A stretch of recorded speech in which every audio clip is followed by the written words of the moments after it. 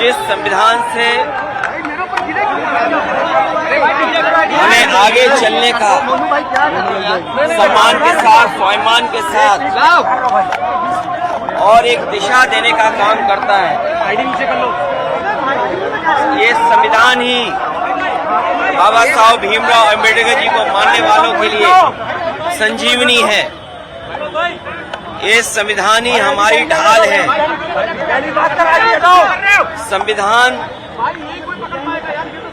हमारे अधिकारों को, हमारे आरक्षण को, ये बाबा साहब भीमराव अम्बेडकर जी का दिया हुआ संविधान ही हमारे आरक्षण और हमारे संविधान को हम सब पीडीएफ परिवार को आगे बढ़ने का मौका देता है। आज हम उन्हें याद इसलिए भी करते हैं कि दुनिया का सबसे शानदार उन्होंने संविधान हमें दिया है। बाबा साहब भीमराव अम्बेडकर जी के जीवन के बारे में जब हम लोग सुनते और पढ़ते हैं, उन्हें बचपन से ही तमाम तरह के भेदभाव का सामना करना पड़ा। समाज की जो बुराइयां हैं, समय समय पर उन्हें लड़ना पड़ा। शिक्षा ग्रहण से लेकर के जिस समय वो शिक्षा ले रहे थे, वहां से लेकर के जीवन भर उन्हें संघर्ष करना पड़ा। पानी से लेकर के अगर वो पानी पीना चाहते थे, समाज की वो बुराइयां थी कि जानवर पानी पी सकते थे, लेकिन जो वंचित हैं, शोषित हैं, पीड़ित लोग हैं, बहुजन समाज के लोग पानी नहीं पी सकते थे। उन्हें समय समय पर समाज में इस कठिनाई और मुश्किलों का सामना करना पड़ा। जहां वो हमारे संविधान के शिल्पकार रहे, संविधान को निर्माता, वहीं वो अर्थशास्त्री भी थे। समाज की बुराइयों को समझने वाले समाज।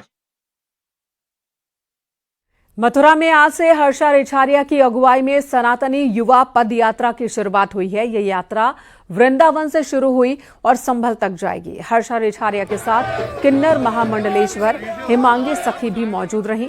175 किलोमीटर की दूरी तय कर ये यात्रा 21 अप्रैल को संभल पहुंचेगी।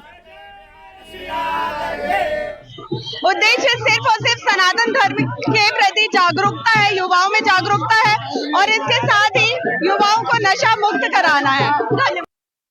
मैं यही कहूंगी, बाके बिहारी की मेरे पर हमेशा अजीम कृपा रही है और आज मैं ब्रजभूमि वृंदावन आई हूँ। बिहारी जी के दर्शन करूंगी और इस पद यात्रा में सनातन युवा जोड़ो पद यात्रा के लिए मैं बिहारी जी से प्रार्थना करूंगी कि हमारे युवा जागरूक हो, सोए हैं वो जाग जाए। ये बिहारी जी से मैं प्रार्थना करूंगी, हमारी बिटिया हर्षा रिछारिया की। ये अगर हम बात करें तो कहाँ लगता था कि सनातन जागा हुआ नहीं है, इसलिए आपको जागाना पड़ रहा है, और क्या उद्देश्य है इसका? इसीलिए हमारे किन्नर भी अब मैदान में उतर आए हैं कि सनातन को बचाना है तो युवाओं को जगाना है। अयोध्या में